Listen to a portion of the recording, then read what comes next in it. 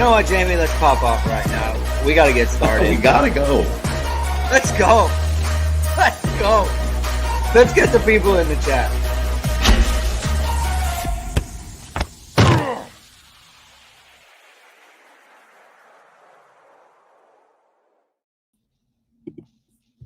Hello, everyone, and welcome to Hit and Hustle from IrishSportsDaily.com. I'm your host, Greg Flammang, and with me, as always, is Jamie Uyeyama, Mr. Jamie University. It's Thursday, November 2nd, and we are going to preview the upcoming matchup against Clemson in Death Valley on Saturday. It's a noon kickoff, which is great for, I think, every beat writer out there, and myself included.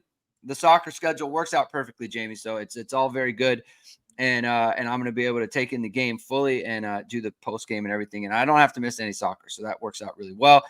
And so we're going to talk about that. We're going to talk about the college football playoff rankings first. And then we're going to welcome on Will Vandervort of the Clemson Insider. And he's going to join us in a preview the game. So thank you, everyone, for tuning in. If this is your first time catching us, please like the show. Please subscribe to our channel. And please hit the notification bell so you know whenever it is we're going live. We're dropping new videos. We dropped a video on the Joy Slot podcast on Dimes with Dara. We talked Dara and I discussed the opening win, their opening exhibition win against Purdue Northwest, and then the upcoming game in Paris on Monday. So check that out as well. And Jamie, if you want another thing you can do is you can upgrade your wardrobe, Jamie, and look at something that we're always looking to do. And you can go to esqclothing.com to do just that. They have created the world's first bamboo dress shirt, crafted from high quality bamboo fabric. It's the softest and most comfortable shirt you'll ever put on. Not only more sustainable than cotton, also feels cooler, has stretch, is odor and wrinkle resistant, even machine washable. You've seen ESQ's one-piece collar bamboo dress shirt on all of Notre Dame's top players and coaches. It's perfect shirt for today's business meeting or heading for a night out. Use ISD15 to get 15% off all online items. That's ISD15 for 15% off. Jamie, Abe Froman is in the chat. The Sausage King of Chicago. If only we could get the last offensive drive of OSU back. Yes. That would be great. There's a lot of talk about, Notre Dame kept in Audric Estime at the end of the game last week because, you want him to win the Doak Walker, right? You know what? A good way for him to win the Doak Walker, Jamie? Close out that Ohio State game. Close out the Ohio State game. Don't take him out of the game. That's my big idea. And that's free. That's a free idea that I'm giving people. CFB hurts. We're talking about the playoffs. Kidding me? Playoffs, Jamie. So that's what's going on. So we're gonna lead off with that. Let me just check the Twitter machine, see if Marcus Freeman has brought up anything of note. Let's see here via Zoom. It's talking a little bit about Eli Raridan. Nothing big for Marcus Freeman. So look, let's head out. Let's get into the college football playoff rankings, Jamie. Get this. All right, going. All right, James. Ohio State 1, Georgia 2, Michigan 3, Florida State 4, Washington 5, Oregon 6. It rounds out the top 6. Did you have any thoughts on that before I get into my little spiel? Did you have an agreement or disagreement with any of those top 6 teams right there? I kind of feel like Washington got shafted. Should be in the top 4. Their best win is certainly better than any Michigan or Florida State win. Georgia, I think I get it. Like, they just kind of get grandfathered in. I get it. Like, and they just whooped Florida in their rivalry game and stuff too. So they really haven't had a schedule that has kind of set up for anything. But when you're the back-to-back national champs, I kind of think like you almost have to kind of put them in if they're undefeated and kind of, winning as like they are. And Ohio State has the best win. Unfortunately, that's Notre Dame, right? So yeah.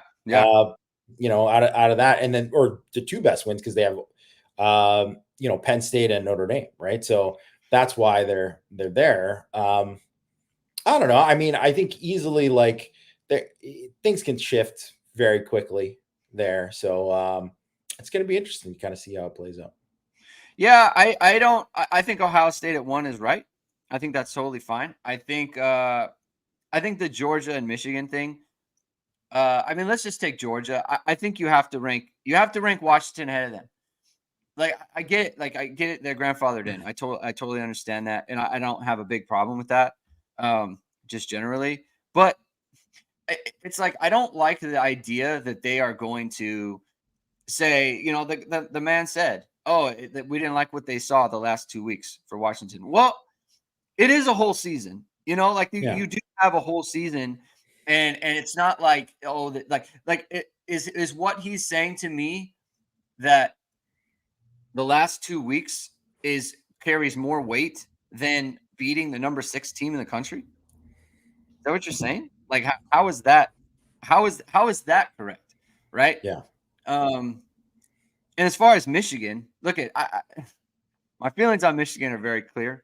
But so, you know, he has him at 3 and he says, well, we can only evaluate what's on the field, right? We can't, they're all allegations. We don't know what's going on. We can't adjudicate it.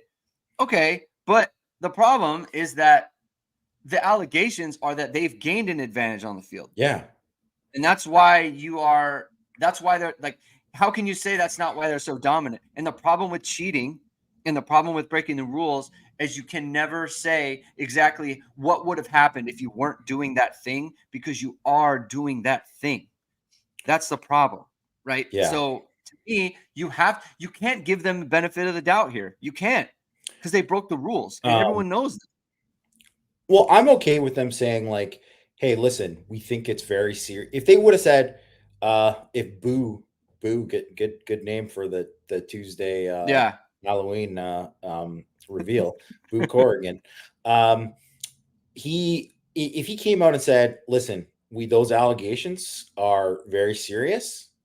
Obviously, we're gonna let it kind of play out, but until it's kind of like it plays out, we're just gonna rank them like we would rank them normally. I would have had no problem with that. The cop out of saying it's an NCAA issue, not a CFP issue. You're damn right it's a CFP issue. Like these teams, I mean, can you imagine not making the CFP and Michigan makes it and, you know, and they get through it? Like you think like Oregon or Washington or Texas or Alabama or name a team is going to be happy if Michigan makes it over them later on? Like, no way. Like that, people will be just, I mean, do you think Penn State too, who's coming up and playing Michigan? And I mean, I guess Connor Stallions won't be on the sidelines, but they'll still have all this other data that they got from stealing signs from them before, like multiple years. Yeah. So I don't know. I just think it's like, I did enjoy that they were saying that the Big Ten coaches and ADs are like, you got to do something. Like, you know, you have to do something to the Big Ten commissioner. Because I think they do have to do something, because it's pretty obvious that these other ADs aren't going to do it. And the thing is, I know why they're not doing it is because Ward Manuel, the AD from Michigan, is in the room, and that's why they're not doing it. But it's gutless. They should have just said, look, we're going to let it play out, and we're going to let the investigation take place and whatever. We don't want to punish them now for something that it's not proven. Okay, fine. But don't say it's not a CFP issue. I mean, it's a CFP issue for all of the teams ranked below them. Like that's a joke. Right. That's ridiculous. Like we don't have to, I don't understand why it's like, we are going to pretend we live in a world where this isn't taking place. It is 100% happening. Like this is a real thing. And it's like, oh, they're just allegations. Well, unfortunately, like this is played out in the public sphere now. Like we saw what they were doing. We know that they were paying people. Like there are receipts on this. It's not like they weren't. We know he was getting video. We know they were doing something illegal, right? It's just a matter of the culpability of who specifically is involved, right? And that's going to take a long time. And Michigan is obviously not going to cooperate fully with this. Like they're going to drag their feet, and they're going to do that, right? Because they just want to drag this on for as long as you can. That's anyone in this situation would do exactly what Michigan is doing. They already have a track record of not cooperating with the NCAA, right? Like they're under 3 investigations right now. One with the FBI, one for recruiting violations, and now for this one. I mean, it's like dirty program, like just absolutely. And to sit there and we can only evaluate what's on the field. Well, the allegations involve the field, and everyone's like, oh, you got to be fair to Michigan. What about these other teams? How do they get made whole? How do you make whole the teams that they've played? How do you go back? Like, we know, and here's the other part, Jamie. Georgia, like you said, Georgia gets grandfathered in because of what they've done in the past, right? Well, Michigan gets that benefit as well, like Michigan does for what they've done in the past. Their past involves cheating and breaking the rules. So how do you factor that in, right? Like that's why, like, they have to do something this year.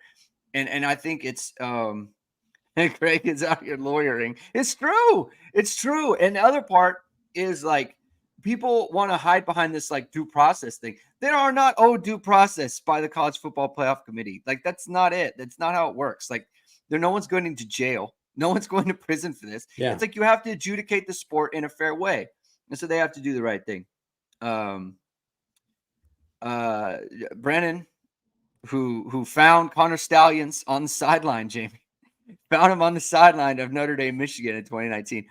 The new big commissioner, Tony Petitti, was the one that handed down the punishment to the Houston Astros for their cheating scandal, and it was the maximum punishment he was able to hand down. So, some evidence that the hammer could come down on Michigan. I doubt it. Like the report that came out from Pete Thamel. I just, like, to me, you can't go to Pete Thamel. It has to, if you want something to happen, they all need to come out publicly. Like, that is, that just needs to happen, right? Like, you got to come out publicly. You have to be unified, and then you have to put public pressure and put it in the public sphere to have that come out. Anything else on the playoffs, Jamie? Notre Dame at 15. What did you think of that? I think it's fair. I think it's totally fine. But where did you come out on that? I think it's fair. I mean, you could argue that they should be above like a couple of these other teams, whatever. But I think, where it's going to end up is, if Notre Dame wins out, they'll end up probably in the top 10. And then they'll be, have a very, like, they'll likely be in a New Year's Six Bowl. So that's kind of where it's going to kind of play out. And I think that kind of fits. It kind of fits. I mean, look, it hurts them that USC keeps losing. It hurts them that Riley Leonard got hurt in their game and then he can't play, and they continue to lose games because of that, right? Like, he's obviously playing now, but it's very he's not the same player. Yeah. He's not the same guy. And so that hurts them. So that hurts Notre Dame. But I think where they're at is fair. Like, it's fine. Don't lose to Louisville. And we're having a different conversation. But speaking of, Jamie, wanting to win out and going into the top 10, pretty big matchup this weekend against the Clemson Tigers. It's been dampened quite a bit by the struggles of Clemson, sitting there at 4-4. And I mean, this is a pretty big game for them, right? Like, if they come out and if they lose this game, I mean, you're thinking, you're starting to look at the schedule and you're thinking, are they going to miss out on the bowl season? It's a pretty big game for them, pretty big game for Notre Dame. And we're going to talk about that right now. We're going to welcome onto the show Will Vandervort of the Clemson Insider. At Steeler Will, we've got two Steeler fans, I think, in this chat right now on this show. Jamie is also a Steeler fan. Oh yeah, Steeler Nation. So, go Steelers, baby. Let's go. Yeah, I've been a lifelong Raven for since, let's see, what was it? April of 2022. How do y'all work together if that happens? No, you just jump on the bandwagon for No. Let's be clear. I did not jump on anyone's bandwagon. Okay. Mm-hmm. I'm a big Kyle Hamilton guy. This predates my time with Irish Sports Daily. So, big Kyle Hamilton guy. So he went to the Steelers, and so to the Ravens, and so I am a Ravens fan, lifelong Raven. Okay.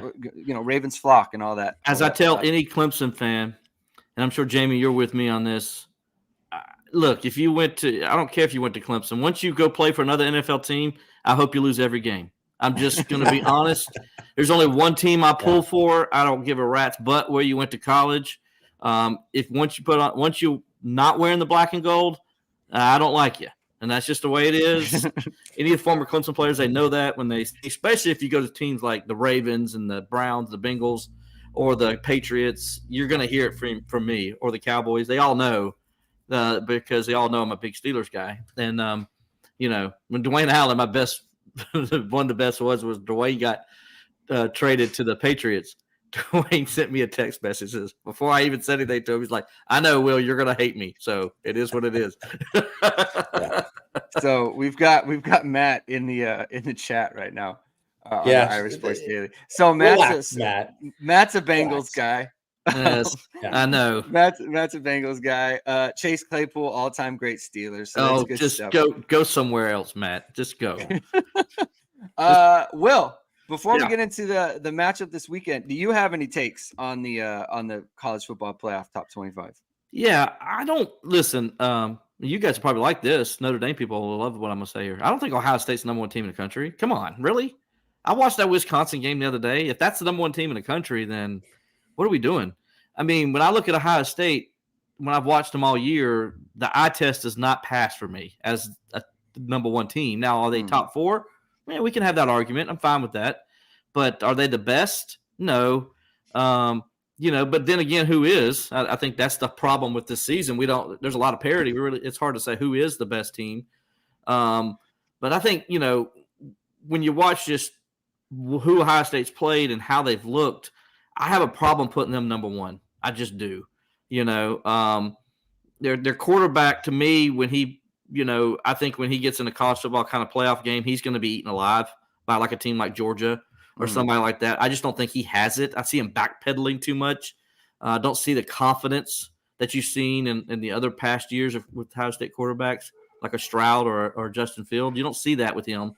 Now he could get better. He got a few more games to go. But I watched that Wisconsin game the other day, and I'm like, Wisconsin's horrible.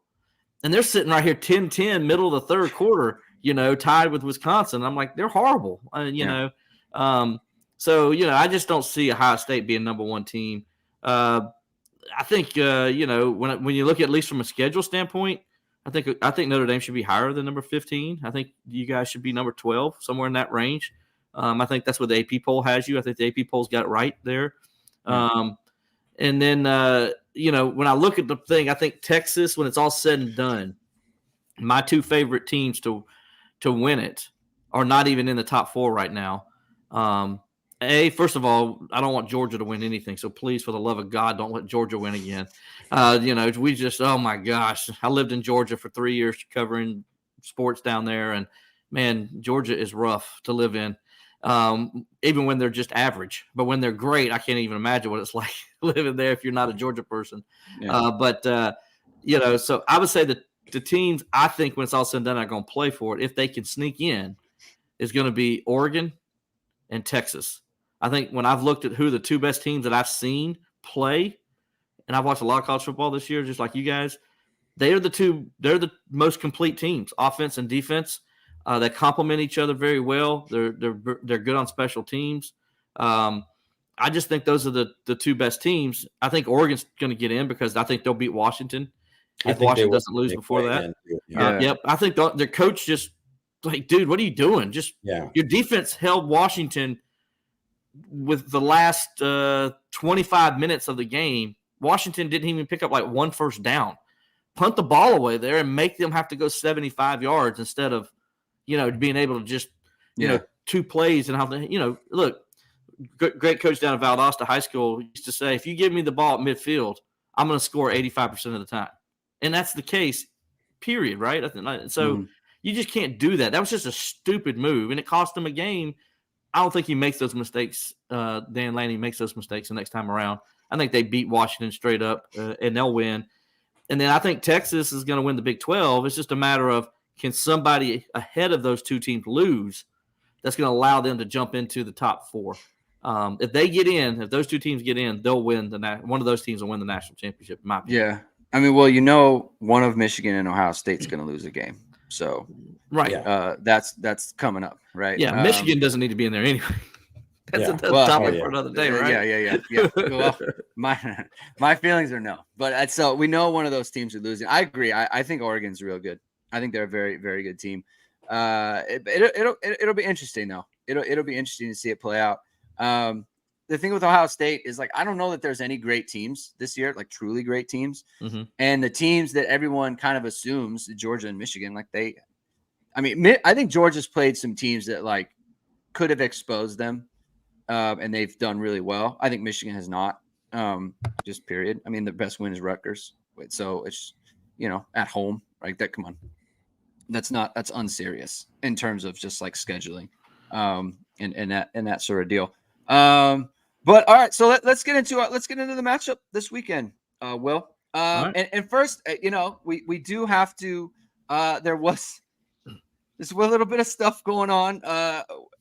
I did not know that Dabo had a weekly radio call-in show. And you don't need to go into it too much, but I am curious about how you took it in, right? Because I think when you don't cover a team weekly or yearly, you see comments like that and you just like, wow. Like, and I think a lot of people know, like Dabo, he can say stuff, right? Like he'll say what's on his mind. He's an emotional guy. Yeah. Yeah. And especially like he won't say something that's really like, catered to be politically correct. Like he'll say something politically correct. Incorrect. If Dabo hosted his own podcast, it would be awesome.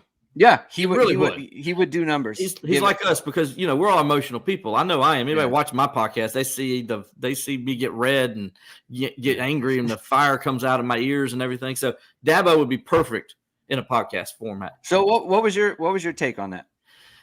I'm okay. I'll start off this way.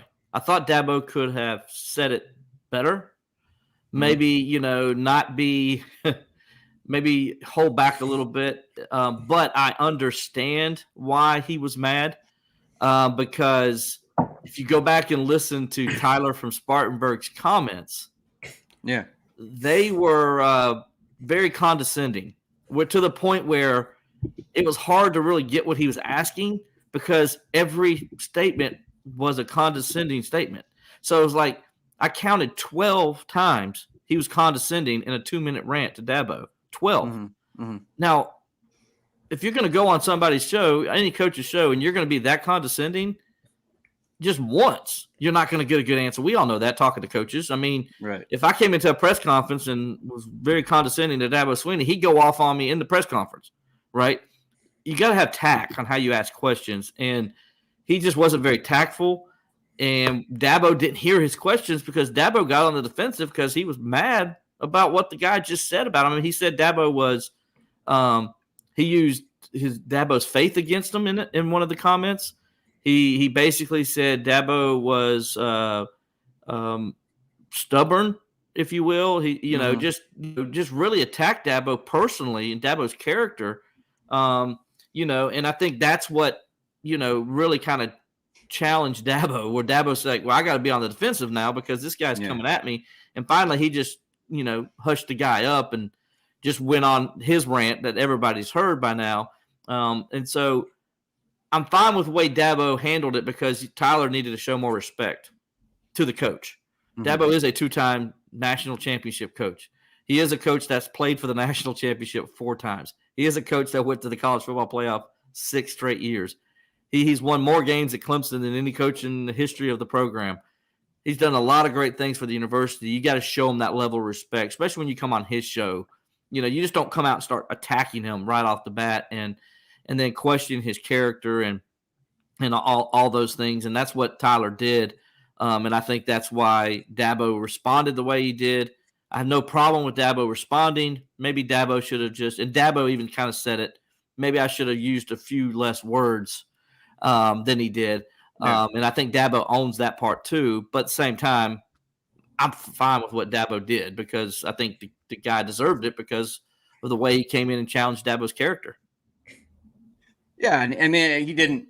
It's like, look, it's adults, right? Like he's hosting. He doesn't have to do a radio call-in show. He doesn't, right? So like, if you have a question, like if you genuinely want to know something, then genuinely ask, right? Like the way he just seemed like he wanted to, you don't take a shot on him. Yeah, you he don't just go wanted to come in and get his own rant and just tell him how much he disliked everything about that. Right. And we all know, look, Dabo's making $12 million a year because Dabo earned that. I mean, because that's the market value. And he's earned that as a 2-time national championship coach. You don't come in there and question the amount of money he's made. He's making that money because he earned it. He put himself in that spot. You know, you don't go and say, well, you're making $11.5 million. They're going 4-4. What are you doing, dude? You don't tell that to a coach, you know, and that's where he messed up a lot, in my opinion, and where he's got to be better. I don't know. You can't just go in there and, question the friends and family comment that he said. That was pretty bad. You know, whether you agree with it or not, or you think that's true or not, you can't say that. And, that you can't call a guy arrogant. You know, it's just that's where Tyler messed up. If he would just came in there and said, hey, coach, just want to know, why are we 4-4? Clemson shouldn't be ever at this level. Can you give me a reason to why we're struggling the way we're struggling this year? That's how you ask that question. You don't come in there guns a-blazing. Yeah. Yeah. So it didn't go well for him. And I think he was on someone interviewed him and he kind of was like, yeah, I didn't handle that very well either. But that's what happens. Yeah. So that's I mean, I guess good job by him. All right. Getting into this weekend's game. So there's just some housekeeping real quick. We've update on injuries. It broke earlier in the week. Notre Dame starting tight end Mitchell Evans tore his ACL late in the game against Pitt. He's going to be out, obviously, for the rest of the season. It's a huge loss for Notre Dame. He's their leading receiver. A lot of what they did, after Jaden Thomas and Jaden Greathouse got hurt, kind of built their passing game around Mitchell Evans. So that's a huge thing. And we'll get into that a little bit later. Will, what are some of the injury situations going on at Clemson right now and availability? Obviously, everyone is kind of wondering about Will Shipley. He suffered a pretty scary head-neck injury in the game last weekend against NC State. What do you know about the availability of some of Clemson's players? Yeah, so Will Shipley, for what Dabo said last night, he is going to be day-to-day still. He's in concussion protocol. Yeah. So the way I look at it is he's not clear today. He's probably not going to play. So if I'm a guessing man, just knowing Dabo and how he's been all season long, when Dabo keeps saying day-to-day, that generally means they're not playing to me. Yeah. So I would be surprised if he plays. So he's going to be out. And that means Phil Maffa, he's going to number 7. He's going to have to step in and carry the load. Dabo did talk a little bit about the depth behind him. They got a couple guys couple young running backs that they feel good about. So we'll see how they do, but it looks like it's going to be a load where Maffa's going to be carrying it 20 to 25 times in this game, I think, if Shipley's not going to play. And he's capable of doing that, by the way. He's not a fast back, but he's a big back, a lot like Estime. He's really that same kind of style running back. So it'll be interesting to see both guys, against those good defensive fronts, trying to see what they can do in this game. And then, Dabo also mentioned last night that Peter Woods, the talented 5-star true freshman that's been playing all year, he didn't play last week at NC State. He's got a foot injury. But Dabo said, basically it sounded like Dabo said he's going to play this week. He's looked good in practice all week, and they feel like he's going to be available to them. So no surprise there. More than likely, Clemson's going to be without cornerback Jaden Lucas, probably the second best cornerback on the team. He's a tall guy, physical guy. He didn't play last week against NC State, and you saw the one play that happened that cost them the game was the 72-yard touchdown on a slant play that should have been tackled. I don't know if Jaden Lucas misses that tackle if he's out there. So those are the big 3 there. He's out with a hip injury, by the way. So those are the big 3, I think. And then, you got a couple guys here or there, bumps and bruises, but I think everybody else is going to be available to play. So. RJ Mickens, is he going to be back from his yeah, from what Dabo said, he seems like he may be available to this week. It's all about generally when they have, the that kind of procedure, which, by the way, some people know we're talking about appendicitis. He had appendicitis procedure been about a week Monday. So he generally it takes about 6-7 days to recover from that, and they can get pretty much back out there. So I'd imagine I know he's been out practice this week. Depends on, it's all about him, how his body recovers.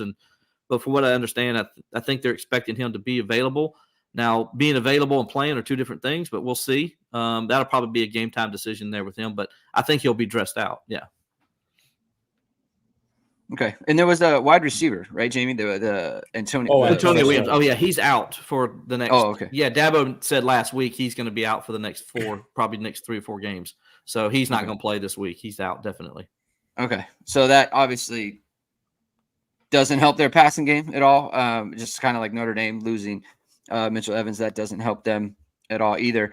So just some things about Clemson, and I got a question for you about some of these numbers of what type of team Clemson actually is. 21st in SP plus, so 41st on offense, 11th on defense, 84th on special teams. They're 80th in yards per play offensively at 5.5 yards per play, 8th in yards per play allowed defensively, just ahead of Notre Dame at 4.3. So this is a situation where, I mean, Clemson defensively, they I think in the recent past, very good, solid defense, and that continues to be the case this season. The offense is the kind of the unit that has fallen off for Clemson this year, especially.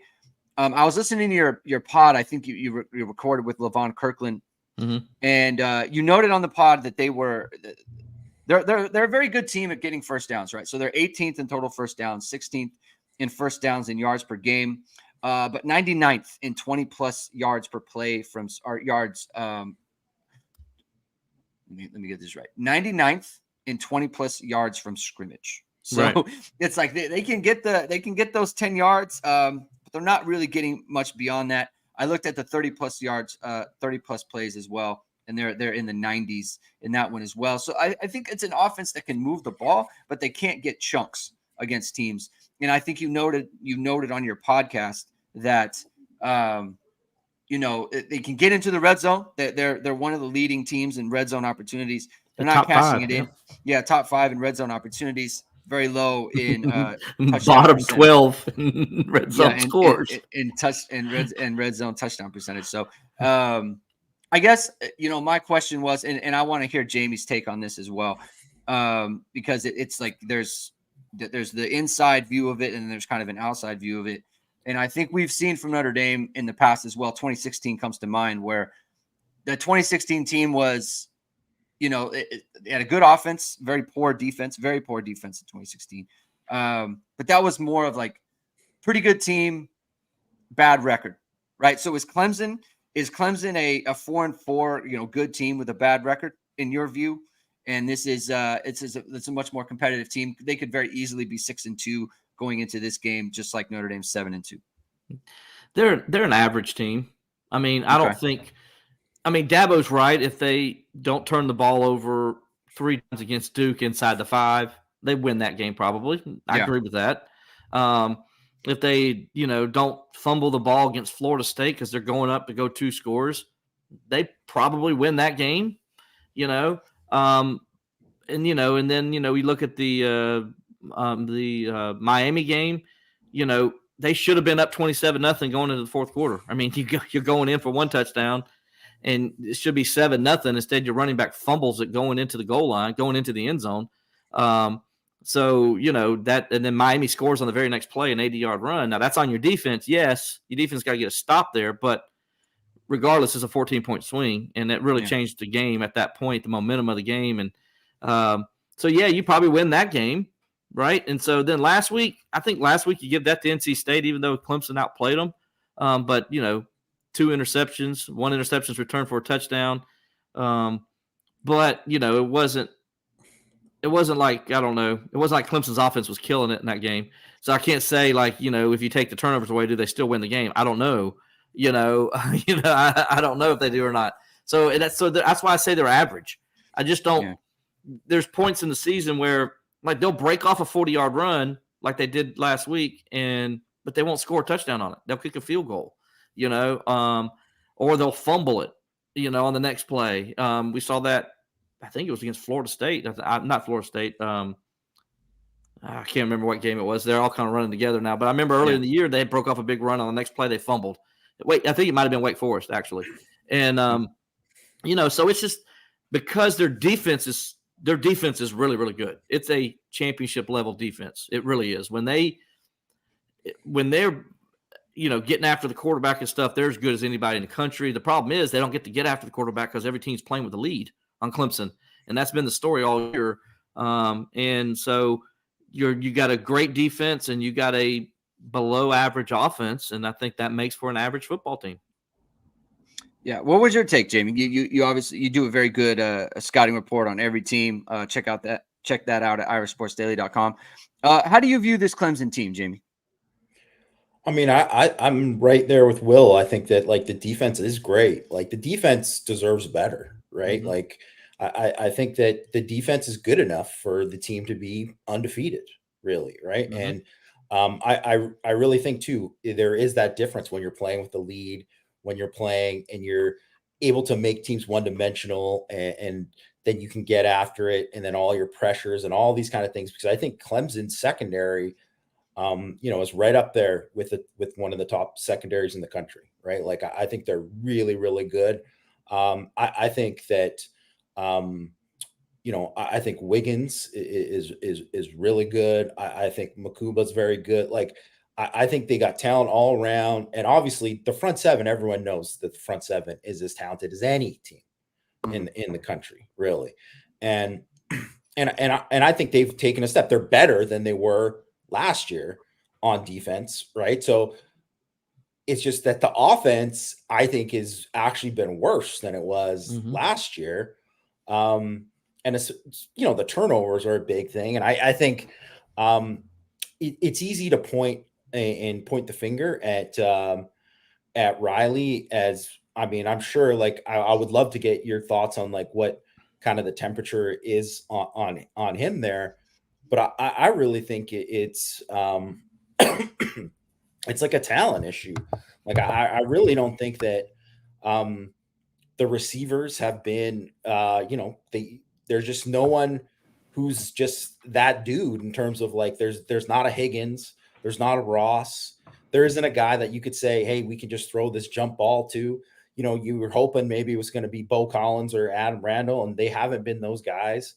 And I think also too, I think Shipley and Maffa are really, really good backs, but the line hasn't been able to help them enough. So I really think that's the biggest problem is that I think Cade Klubnik could be a lot better if he had a better line in front of him. But I also think that, he's not, I mean, right now he's pretty average as a quarterback. And obviously he's got a problem. Like he leads the nation in fumbles. He has a problem getting batted down passes. I think he's fifth in batted down passes at the line of scrimmage. And I think he has the arm to make certain throws, but they can't protect him long enough for him to attack deep. They can't run well enough to put him in favorable situations to get better situations for him to throw the football. So he's got a lot of bad down and distance things that he's got to deal with. And I just think that the offense is, and I saw it pointed out, I believe it was, your old, SID, Tim Beret, who mentioned that there's only one senior starting on offense, right? And so it's a young team, and I mean, there's obviously a lot of 4 or 5 star kids, but not of the standard that Clemson has been used to in terms of, I just really think like on the O-line, I just don't think that they're very good at all. Like, and I don't know if that's a coaching issue. I mean, certainly some of these guys are young. I think Tate is a good player. I think Marcus Tate is a good player, but I think everybody else is kind of average to bad. And I think that too is the biggest thing. It's just, it's really hard to be good on offense when you don't have a good offensive line, and when you're kind of like average to below average up front. I think that's the one thing you see in the ACC too, is that there's a lot of good defensive lines in the ACC. Like Duke has a defensive line, right? Like NC State has a defensive line. Obviously, Florida State has a defensive line. Like Notre Dame has a defensive line. Those are hard games to win if you're losing that matchup up front every week. Yep. And I agree with you 100%. The offensive line is probably the majority of the issues, because they started off the year losing their best guy, Walker Parks, at right guard. Yeah. And they've struggled all year to try to figure out something there, and they just haven't been able to. They think maybe with moving Tristan Lee over there, that's going to help. You did see them get a little better, a little more continuity on that right side going into the fourth quarter against NC State, where they had that long run and they had a couple other runs that really kind of, okay, well, maybe they got something there, But you're right. It's been an issue all year long for them. They can't seem to figure it out and fix it. We'll see if they can, if maybe this Tristan Lee, if he's playing. The problem is we don't know if Colin Sadler, where he's at health-wise. He got banged up at the end of that game. Is he going to play, this week at left tackle? We'll see. If not, Tristan Lee's got to move back to left tackle, and then you're back in the same spot you've been in, because Mitchell Mays just hasn't got it done. Oh yeah, at all when he's in there, and so that's been the number one problem. And I think that hurts everything, right? It hurts. You mentioned hurts club. It hurts the running game, and that puts Clemson in third and long situations, allows the defense to be able to know what's coming, and that helps. So that takes away what's your strengths in Garrett Riley, which is play calling, right? And so that's part of the problem. And then at wide receiver, they just can't stay healthy. They lose Cole Turner at the beginning of the season. He's out. They lose him in the Duke game. He's out for the year. And Antonio Williams has only played in like a couple games. He's been banged up all year, so they really haven't had him much this season. Now Tyler Brown has stepped up, the freshman from Greenville, and it's really been a pleasant surprise for him. And he's got big star play potential, but he's a freshman, and so you don't want to count on a freshman to have to be the guy every time.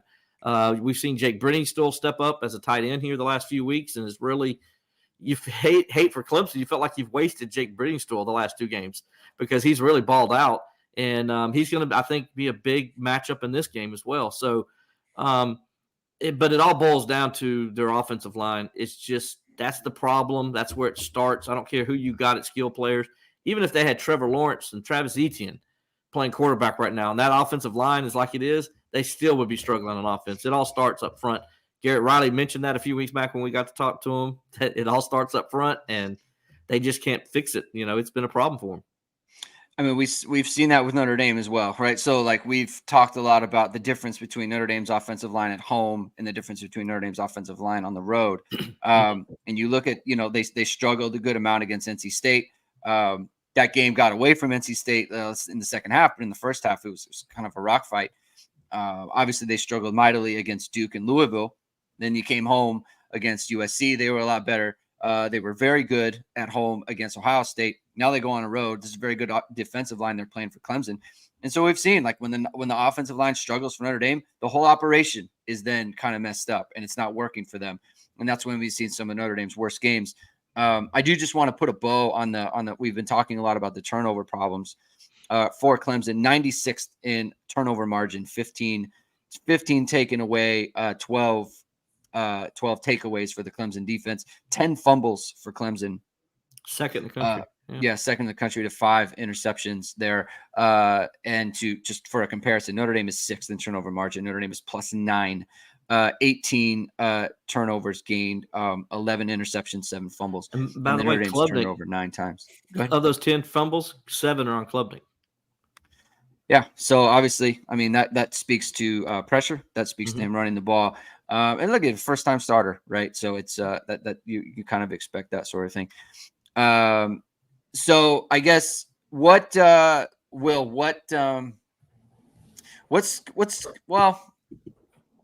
you let's look at it in a positive way on your side of it. What are you confident about in this game? Like, it gives you reason to think, like, hey, like, I mean, obviously the betting line is it's -3.5 or 1 or 2 or whatever it might be. It's I mean, Vegas sees this as a close game, so I don't think I don't think anyone on this podcast is also thinking about it's going to be a big blowout or anything. But what gives you confidence in this game? It's like, you know what, Clemson, I know they're going to come in and do well in this area, and they can exploit Notre Dame in this area. What do you see from them there? I think Clemson's going to come in and do well at stopping Notre Dame run the football. They were embarrassed last year. Yeah. I talked to Barrett Carter about it the other day, about how they played in that game, and he just said that even though they knew Notre Dame would be physical and they practiced for it, when they got in the game, it was just like they just didn't come to play. It was just Notre Dame came for a fight. Clemson was playing a football game. And, my good friend Levon always says the team that comes to fight and the other team's coming to play a football game, usually that team that's wanting to fight ends up just blowing that team out. And I think that's what it was last year. And he talked about they just weren't hungry. They didn't have that desire, and Notre Dame did, and they physically just weighed on them. And so the Clemson defense, they felt embarrassed by the way they played against Notre Dame last year. They really did. Talked to a couple other guys, said the same thing. They felt embarrassed. So I think that's their motivating factor. So if there's one thing I feel good about is it's not going to be Notre Dame's run game that's going to beat Clemson this year. It's going to have to be Sam Hartman, and the receivers are going to have to beat Clemson, because I don't think Clemson's going to go in there, especially early, and let them run the football and establish the line of scrimmage. I think they want to make sure they get them in third and long situations and just see if Hartman can do what he did to him last year when he was at Wake Forest, and that's throw 6 touchdown passes. Now, granted, totally different Clemson secondary this year than what he saw last year, but still, I think that's going to be Clemson's game plan. And I feel good about Clemson doing that just because they felt like their manhood was taken away from them in that Notre Dame game last year. It was a whole thing, right? Like it I don't think we saw it coming, to be honest. Oh yeah. And I mean, after the fact, right? Like it was, Dabo made a huge point to say, like, we got physically embarrassed. I remember him saying something to the effect, like, I don't remember ever this happening. Like, it was just, he drove it home. I mean, he definitely did. And obviously he knows the schedule, and he knows it's coming up. And I'm sure he's made a very big point of that this week, just talking about, how they need, like, you can't let that happen again. And this is what Notre Dame wants to do, right? It all starts with their running game. And it starts with that. So you always want to, improve in the area that was a weakness before with your running game, or a weakness in your team. And also if you have a weakness in your business, Will, and if you have a weakness in your business and you need to improve somewhere, then one thing you can do, Will, you know what you can do? You can hit up VSRmediacompany.com, which is founded by Notre Dame pregame host and Emmy award-winning anchor Vahid Sadrazadeh. VSR Media provides professional and cinematic video and photo. Whether you're looking for a collegiate or pro-level highlight reel, have a personal story to tell, or are aiming to diversify and grow your business, VSR Media specializes in short and long-form video storytelling, social media management, and website design. VSR Media also captures professional headshots, senior and sports photos. Contact them at VSRmediacompany.com. Mention Irish Sports Daily to receive 20% off your first project. Visit them online or give them a call at 574-800-9106. Great segue. I had a little bit of trouble landing the plane on that one. I can't lie. But hey, you landed at the end. It was a smooth landing. We came in, going like this, but we landed smooth. Yeah, I was the whole time I'm thinking, God, I need to find an opening, and I couldn't, and I had to build one. This is what I do, Will. This is my big thing. Everyone knows.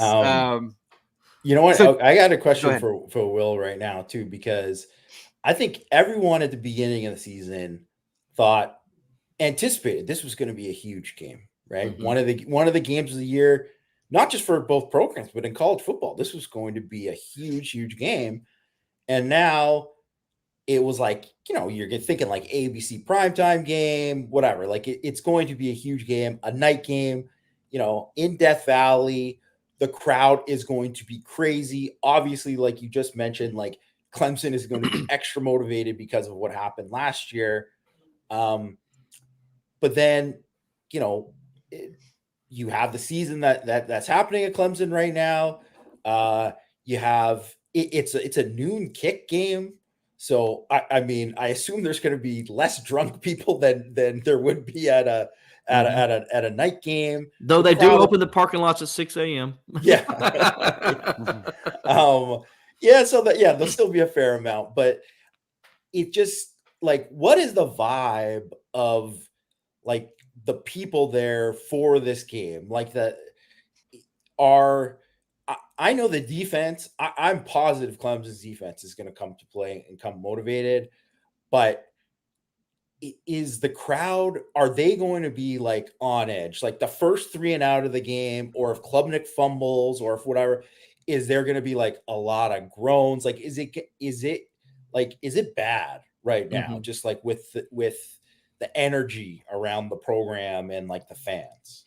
Yeah. So you'll defensively, first of all, I will say this, and Clemson fans they show up, whether it's a night game or an afternoon game, they show up. And so it'll be a packed house right at kickoff. I mean, they get there early. Like I said, the parking lots open at 6 a.m. just because it's a noon game.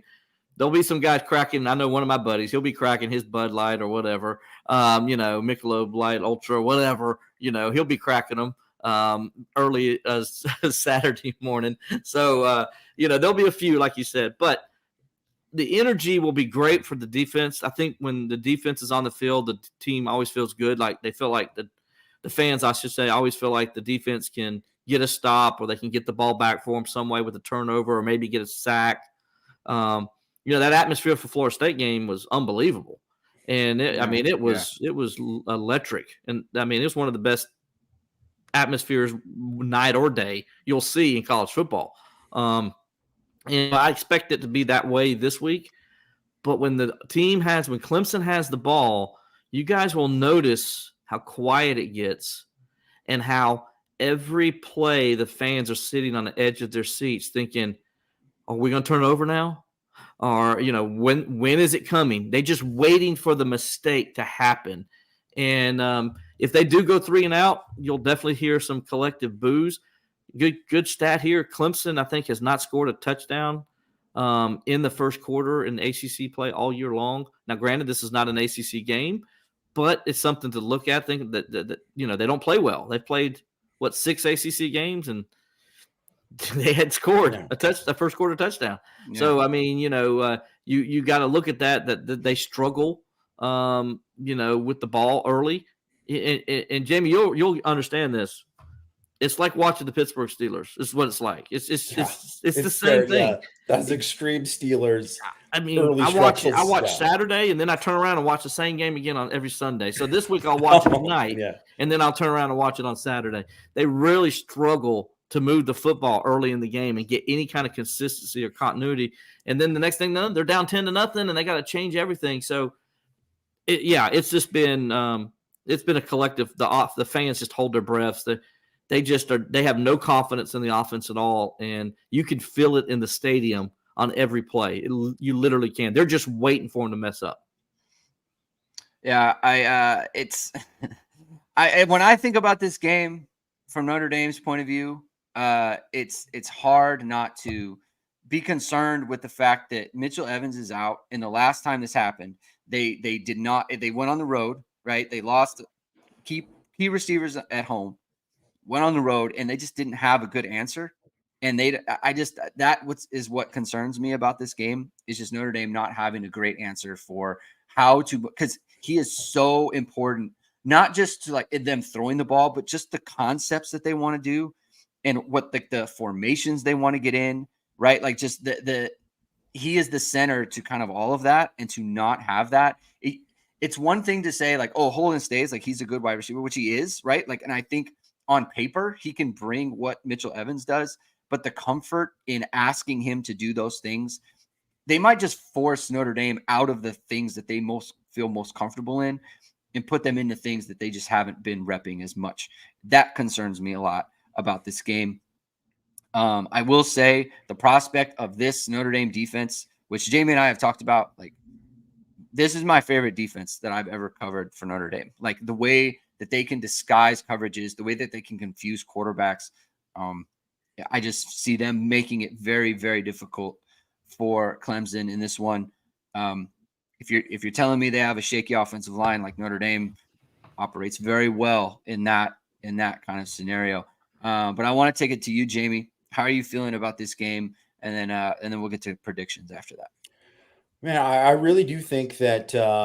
I don't see Clemson having much success on offense in this game, just because of what everything kind of we talked about. And I really think that, they kind of feast on teams with bad offensive lines, and they attack protections. And then the thing is that they're good enough to play a lot of man coverage back there. And Clemson doesn't have, they even did it against Ohio State, really. Yeah. And if you can do it against Ohio State, you can kind of do it against anybody. So Clemson obviously doesn't have the same receivers as Ohio State. And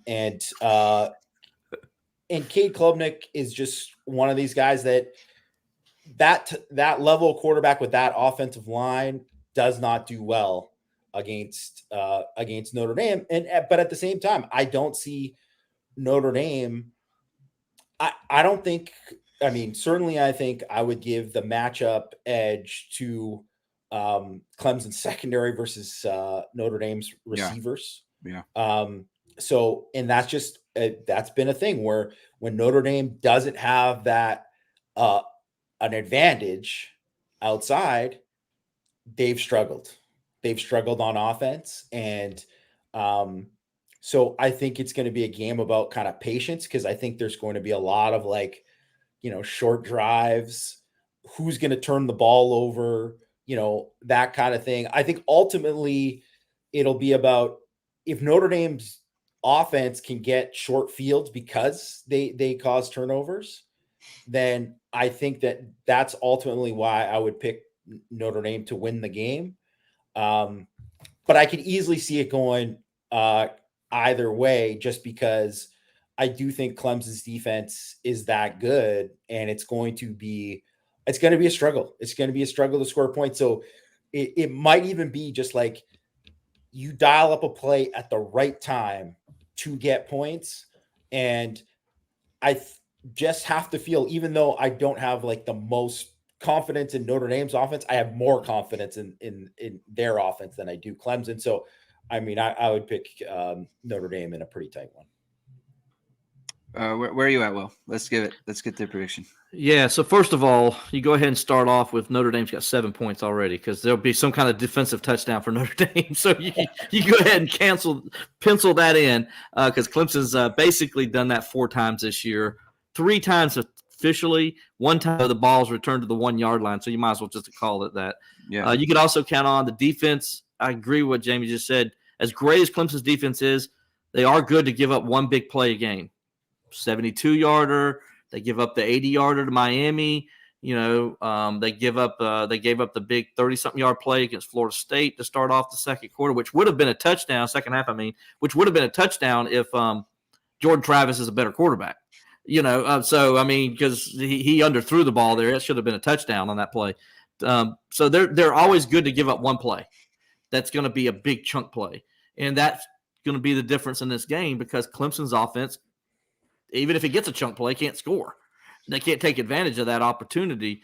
And so I think this is a game where both defenses dominate. I agree with that 100%. And I think Notre Dame, Clemson's, they're going to give up turnovers. That's what they do. They're, like you gave those stats earlier, they're 12th in the ACC in turnover margin, -3 for the season. And there's always that one turnover that just turns the game for them, and that's probably going to happen again. So I'm going to go with this one. Close game. By the way, if you're picking this game, do not. If you're going to go with the who the Clemson or Notre Dame, do not touch that -3, because I think it's going to be a push. So don't touch it. If you want to win, and you want to win some money in this game, take the under. I think you're safe taking the under in this game, because I think both defenses will control this game. I see Notre Dame winning at 20-17. Okay. So you said it kind of at the beginning, but Clemson has not scored a touchdown in the first quarter. I think the key to this game for Notre Dame is scoring first. I think if they score first, they'll be fine. I think if Clemson jumps out 7-0, that's when it can get squirrely for Notre Dame. Because I think that would honestly mean a lot for Clemson. It's very hard to be behind all the time, truly. So, and I think that would be a big benefit to them. So that's something that I'm monitoring in terms of the game. If Clemson scores first, I think that's going to be tough. Will, I have a thing where I'm 7-2 on the season in my weekly picks, but I'm 9-0 in my preseason picks. Mm-hmm. So I picked the loss to Ohio State and to Louisville in my preseason picks. And so in this game, in the preseason, I picked Notre Dame to win 39-28, which is not going to happen. Yeah. That is not going to be the score. That is not going to be the score. Notre Dame could get a couple block punts, and then maybe that happens. Yeah. Notre Dame is not scoring 39, and Clemson is not scoring 28.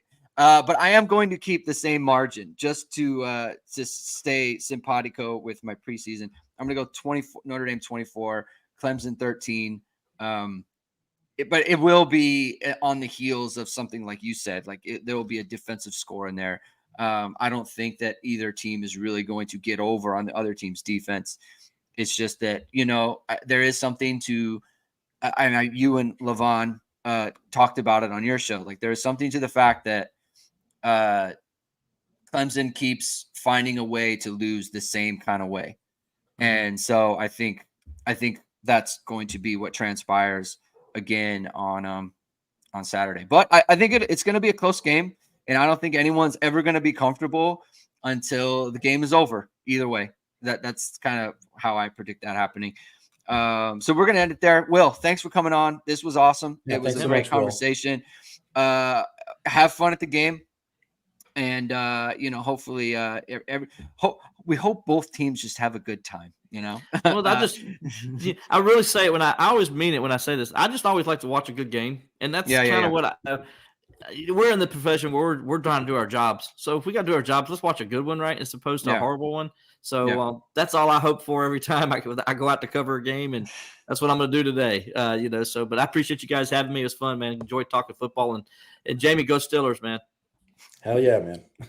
Well, luckily it's going to be a very nice day. It's 70 degrees and it's going to be sunny. So that's I hate the weather games. I hate dealing with that.